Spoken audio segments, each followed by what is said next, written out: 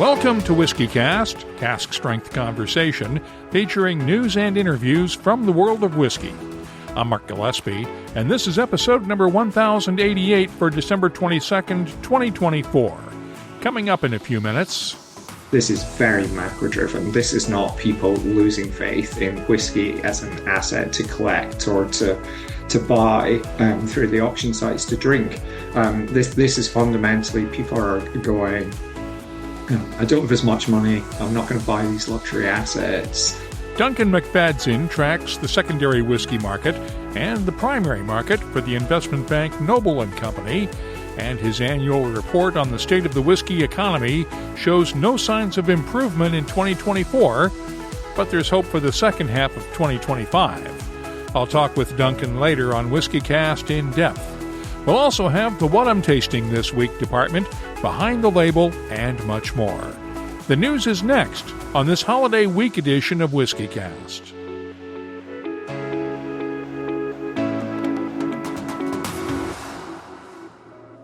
The second release in Dewar's four-part collector series, Dewar's Double Double 38-Year-Old, is now available. It's a tribute to the Scottish Highlands, and it's like nothing you've had before.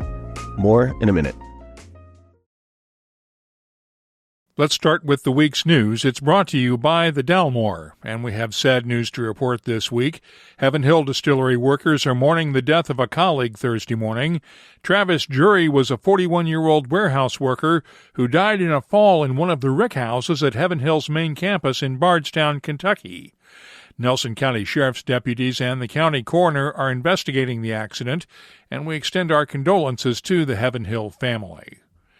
Diageo has been fined nearly $700,000 for a 2021 accident at Glenlawsie Distillery in Speyside that left a worker with severe burns. Michael Thompson was critically burned when a faulty valve sprayed boiling pot ale as he was removing bolts to change a seal.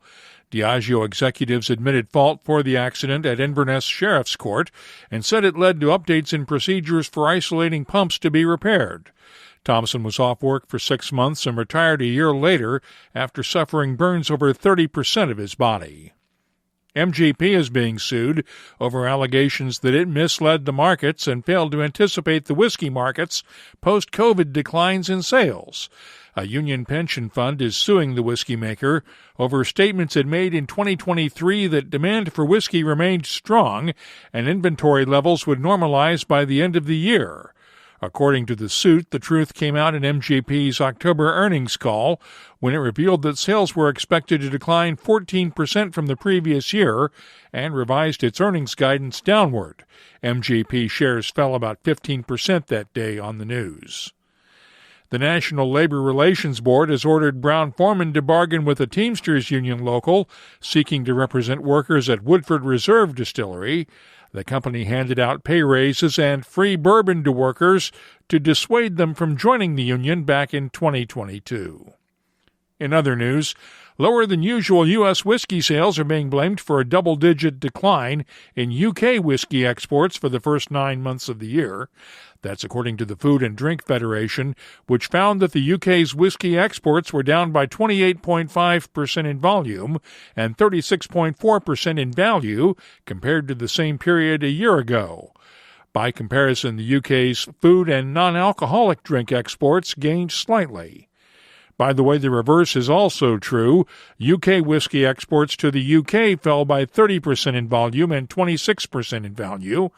U.S.-made gins and vodkas were among the fastest-growing food and drink imports to the UK during the period. Camus Cognac has started whiskey production in China. Its Guqi distillery was built in partnership with the makers of Guijing Gong Baiju. The goal is not to produce a Scotch-like whiskey, but to produce Chinese whiskey made in China. The focus will be on 2 types of whiskey, premium single malts and herbal whiskeys infused with traditional Chinese herbs. Finally, former Compass Box whiskey maker Jill Boyd has been named the new mastered blender at Lochley Distillery in Scotland. She's taking over for John Campbell, who stepped down as production director last August before his move to California to join Sespe Creek Distillery. Boyd was most recently the master blender at Halewood Artisanal Spirits, which makes the Aber Falls Welsh Whisky, Bonington Scotch, and Bankhall English Whisky. You can keep up with the latest whiskey news all week long at whiskycast.com and in the WhiskyCast community app. The news is brought to you by the Dalmore. Hello, Richard Patterson here, Master Distiller, Master Blender for the Dalmore. You know, whenever the team and I are in the world sharing our exceptional single malt, we like to keep in touch with Mark Gillespie and the latest news from WhiskyCast.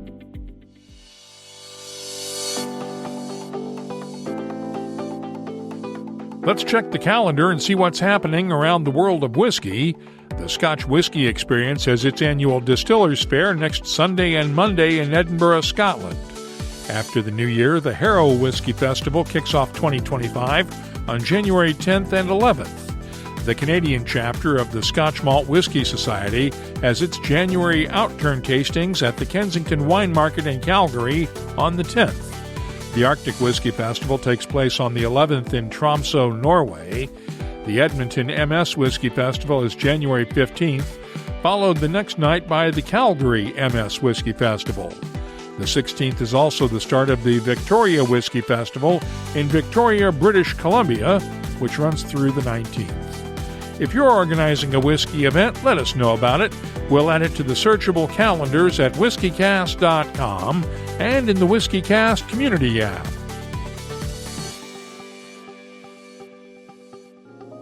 Dewar's Double Double 38-year-old is the second release in a 4-part limited edition collector series honoring Scotland's most legendary whiskey regions.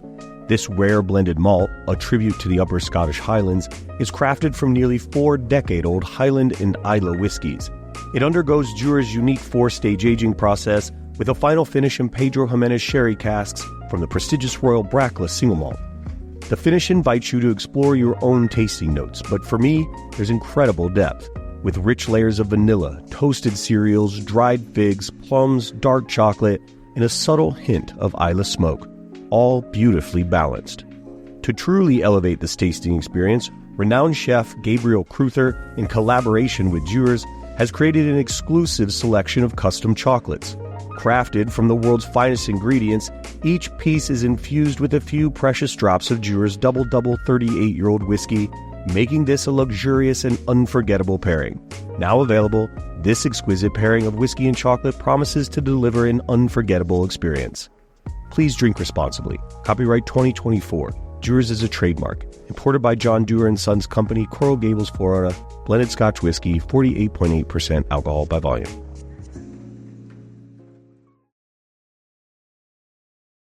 WhiskyCast In Depth is brought to you by Oban and the Classic Malts lineup. One of the biggest stories of the year has been the collapse of the secondary market for whiskey. Auction results are down significantly from a year ago, and to be honest, last year wasn't all that good either. Duncan McFadzean tracks the whiskey industry for the investment bank Noble & Company and has just published his annual report on the state of the secondary market. We talked on a Zoom call this week. So what is the state of the secondary market as we enter 2025? It's been a really, really tough year. I think it really came home to me when Maltdac, one of the newer auction sites in the UK, actually went into administration in July. And there's been a combination of reasons for that, but the market itself was down 16% by volume and 18% by value. So that's every single malt Scotch bottle that we track sold for over £100 fell by that much. And if you jump up to over £1,000, those declines are even steeper. So it's been a pretty brutal year. There's not been a lot of joy anywhere right across that sector. How does it compare to other asset classes? It's very similar. I mean, you've seen watches fall, you've seen art sales decline. And I think my takeaway has been this is very macro driven. This is not people losing faith in whiskey as an asset to collect or to buy through the auction sites to drink.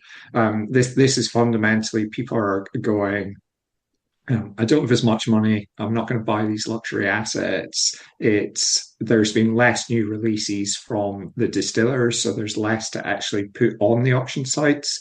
You've had an element of the unwinding of the bubble that came through quantitative easing. And then if you were one of the flippers who was trading in and out of this market all the time, buying bottles, selling them a couple of weeks later, all of a sudden those guys are trying to catch a falling knife. And that's really, really challenging, I think. So you've seen those guys remove from the market, which then meant you had less volume, less liquidity. And the people that might have popped up on an auction site and said, I really want to buy this Springbank because I can't get hold of it anywhere else. Now they can get hold of it in the primary market. So why go to the secondary market to buy it?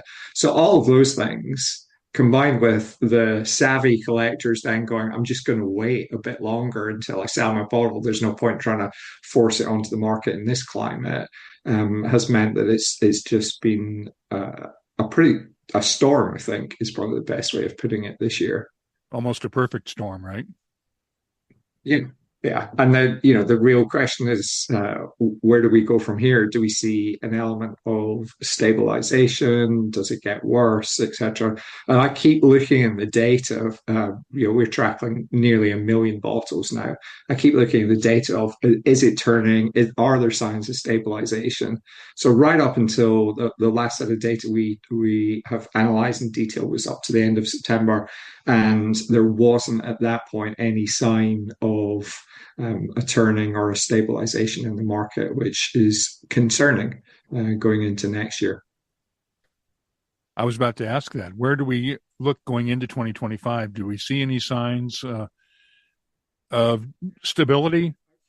Yeah, I was trying to think about what hope you might have if you're looking for hope at Christmas time. And I think when you look at the macro drivers and think, what are the macro drivers that might impact here? So the expectation of global GDP growth is that it will tick up slightly next year. China has put in place a new stimulus package. Hong Kong has cut tariffs. The US, there's an expectation that we might see decent economic growth next year in the States. Rates are coming down, inflation sort of flat to falling. So all of those macro drivers should get more helpful next year. Is that going to lead to a massive rebound in the market next year? I don't know, but we're not talking about everyone expecting us to return to the roaring 20s or discover the roaring 20s that we've been waiting for more than a few years now. What do you think the impact is going to be on the larger whiskey market? Including the primary market, right, as well. So I think, again, you're trying to work. We're all trying to work out when does this destocking, cost of living crisis turn. There are reasons to believe that the second half of next year might actually see a more positive climate, because when you've declined for 15, 18 months by that point, then the comparator figures that you're trying to grow against are much lower. And so actually starting to show growth, starting to report more positive news stories gets easier. The big question for Scotch whisky is what happens on tariffs in the US. And that is a significant concern, because if there are tariffs, then, I mean, even if there are no new tariffs, there is still a suspension of the existing tariffs from 2021 that expires in 2026. And if that is not resolved, then you've got quite a significant impact on single malt Scotch going into the US, which is the single biggest market by far. So if you're a distiller going into next year, you're thinking, okay, the channel's probably quite full. The consumer is maybe feeling marginally better off than they were 12, 18 months ago, but they're not feeling massively better off. Hopefully they will by the end of next year if rates come down and wages go up as they're starting to. But we're not seeing a lot of distillers that are actually approaching next year with optimism. They're reining back production plans. They're distilling less days in the week. and they're not spending. They're protecting cash to survive through this situation. Some of them are going around raising a bit more capital from their shareholders, a few £1 million here and there, just to bolster the balance sheet. And people that are planning big capex projects are generally reining them back or pausing them, which is perfectly sensible and logical. I mean, even the big boys like Diageo are pausing capex. Yeah, and protecting cash in all sorts of ways they can, restructuring, selling off assets, etc. Were there any outliers that outperformed the market in the secondary market this year?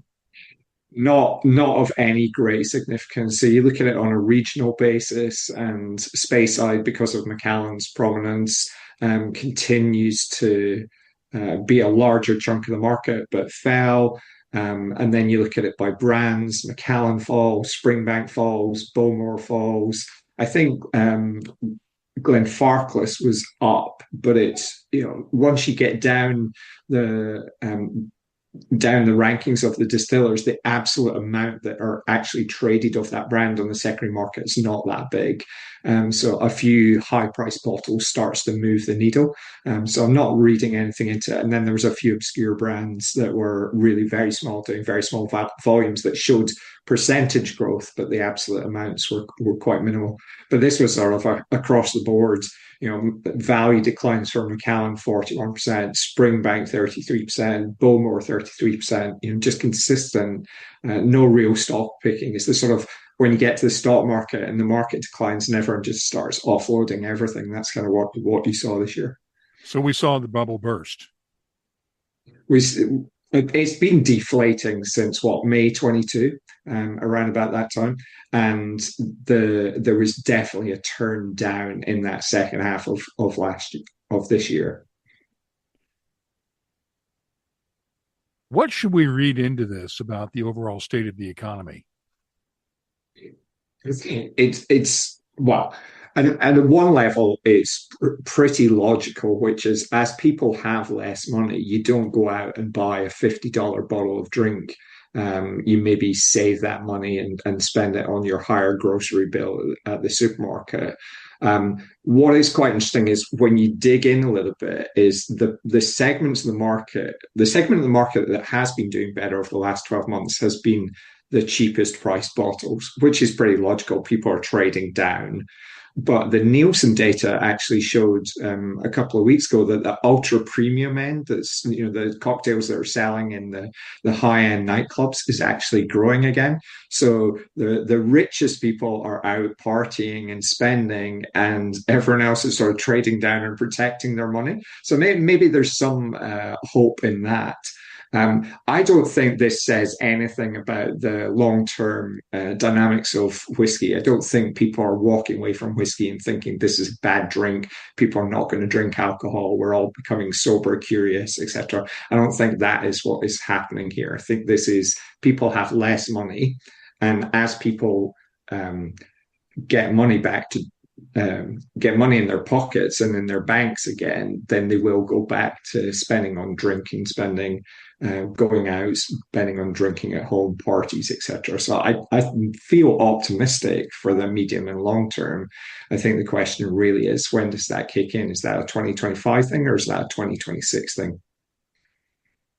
I think that does it. Anything else you can add I didn't ask about? No, the one aspect that we're very interested in is the mergers and acquisitions side of things. You saw a number of deals this year: the Lakes deal, Campari buying into CVH, and then Famous Grouse going over to Grants from Edrington. There are a lot more deals potentially going to happen that we get to see behind the scenes and are aware of. And so I think next year could be a year of a lot of M&A activity, which again is perfectly logical at this point in the cycle, where companies consolidate, come together to rationalize the cost and protect the balance sheets. Duncan McFadzean is an investment banker with Noble & Company and also publishes an excellent weekly Substack with Martin Purvis on the state of the whiskey industry. We've posted a link to the Noble & Company report in the show notes for this episode at whiskycast.com. That's Whiskey Cast in Depth. It's brought to you by Oban, a deliciously smooth single malt known for its coastal charm and Highland heritage, loved by whiskey lovers worldwide. Discover Oban's full lineup at malts.com. Let's start the What I'm Tasting This Week department with the latest Old Forester 117 series release. The Warehouse I bourbon comes from barrels matured in, you guessed it, Warehouse I, and it's bottled at 47.5% ABV. The nose has touches of caramel, red apples, molasses, tobacco leaf, and brown sugar. The taste is peppery with chili powder, caramel apples, honey, and molasses, while the finish is long and spicy. I'm scoring the Old Forester 117 series Warehouse I bourbon a 91. Next up, the Hard Truth Master Distillers Reserve 2024 Blend Sweet Mash Rye from Hard Truth Distilling in Nashville, Indiana. This one is bottled at 57.5% ABV, and the nose has rye spices, along with molasses, honey, vanilla, and baking chocolate. The taste has notes of clove, cinnamon, and black pepper, balanced by molasses, black cherries, vanilla, and honey. The finish is long with lingering spices and a touch of black cherries. And I'm scoring the Hard Truth Master Distillers Reserve 2024 blend a 93.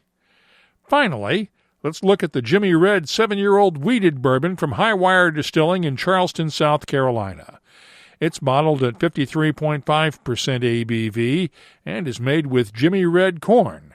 The nose has dried fruits, a hint of sandalwood, soft spices, honey, and vanilla. The taste has red apples, cinnamon, dried fruits, and honey, while the finish is long and spicy. I really liked this one. I'm scoring the Jimmy Red 7-year-old wheated bourbon a 94. I'll be adding these tasting notes to our searchable list of more than 3,800 whiskeys from all over the world. Check it out this week at whiskycast.com. Let's open up the inbox now and see what people are talking about this week in our communities segment. Had a question from Law School Drunk in the app this week on the American single malt definition that we reported on last time around. Mark, are you going to interview Brother Justice Whiskey Company on what the maximum 160 degrees distilling proof is going to do to their business? Well, let's unpack this a bit. After the TTB issued its definition this week, which limits distillers to a maximum of 80% ABV or 160 proof in distilling, Phil Steger of Brother Justice Distilling issued a sharply worded news release in which he claimed that limit would make his whiskeys illegal and force him to distill the same way bourbon is distilled, and that he would not comply with the new limit, even though his already distilled whiskeys could be sold for the next 5 years under the regulations. I interviewed Phil in September of 2022 when he filed his original objection to the then-proposed definition. You can find that interview in the archives at whiskycast.com. Keep in mind that the regulations have consistently had a 160 proof limit for all whiskeys except light whiskey, which can be distilled to 180 proof and is designed to be closer to vodka. Law School Drunk pointed out in the app that this definition has been in place since the Taft administration long before Prohibition and was kept in place after the repeal of Prohibition. As for re-interviewing Phil Steger, if I can track him down during the holidays, we'll see about doing another interview. If you have a take on this or anything else whiskey-related, we'd love to hear it. Download the free WhiskyCast community app and join the conversation. You'll find it in your app store, and you can also reach us on Blue Sky, X, Threads, Instagram, and Facebook at WhiskyCast. The email address is comments@whiskycast.com. Let's close out the show now with Behind the Label, our look at the history, science, and people who make whiskey unique. There is no such thing as a dumb question when you don't know the answer, and Butler B. asked this question in the app this week. Question, what is sourced whiskey? I've heard the term used more often lately. Well, basically, it's when a whiskey bottler pays a distillery to produce whiskey for them. It's the model MGP built its business on, and the declines in which led to the investor lawsuit I mentioned during the news. Sourced whiskey can also come from buying bulk whiskey from a broker. But how can you tell whether a whiskey is sourced? In the U.S., the easiest way is to look closely at the label. If it says distilled by, then the producer actually made the whiskey themselves. But if it says bottled by or anything else, then someone else made the whiskey for the company that bottled it. There is a loophole big enough to drive a truck through, though, and with so-called contract distilling playing a large role in the U.S. whiskey business these days, it's worth exploring. Let's say, for instance, that I have a whiskey brand and I contract with a distillery to make my whiskey for me. If I have my own DSP, that's a distilled spirits plant permit, and the basic license every distiller has to have in the U.S., then I can have that distillery make my whiskey under my license, and then I can use the distilled by language on my labels. Here's a real-world example. It was an open secret for many years that Four Roses was the distillery producing Bulleit bourbon for Diageo, dating back to the days when Seagram's owned both brands. When Four Roses was distilling using Bulleit's recipe, it would display the Bulleit DSP in the still house, then swap it out for Four Roses' own DSP when it was producing its own whiskey. That enabled Diageo to use the language distilled by the Bulleit Distilling Company, Lawrenceburg, Kentucky, on its labels, even though there technically was no Bulleit distillery at the time. There is now, and that's where Bulleit bourbon is made today, in Shelbyville, Kentucky. If you have a question or something else you'd like us to look at on an upcoming episode, just get in touch with us. That's all for this episode of WhiskyCast. You'll find links for the stories in this episode in our show notes at whiskycast.com. That's also where you'll find the latest whiskey news, my tasting notes, the calendar of events, the whiskey photo of the week, and, of course, a complete archive of all of our past episodes, going all the way back to 2005. Get in touch with us on X, Threads, Blue Sky, Instagram, and Facebook at WhiskyCast, or you can use the WhiskyCast community app. Download it today from your app store. The email address is comments@whiskycast.com. Dewar's Double Double 38-year-old blended malt has arrived, and it's a true gem for collectors. Secure a bottle, and you'll be adding a rare piece of history to your collection. WhiskyCast is a production of Cask Strength Media, copyright 2024, and comes to you from the charming, yet regrettably dry town of Haddonfield, New Jersey. I'm Mark Gillespie, reminding you that when you drink, please drink responsibly. Thanks for listening, and have a very happy holiday season.